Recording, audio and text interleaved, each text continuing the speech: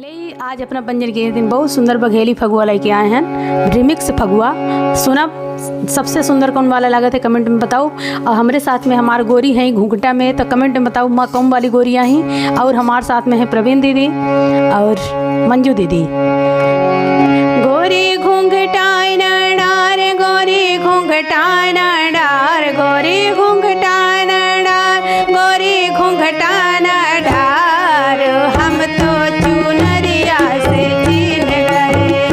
गोरी घूंघटा न डार, गोरी घूंघटा न डार, गोरी घूंघटा न डार, गोरी घूंघटा न डार, हम तो चुनरिया से चीन गए।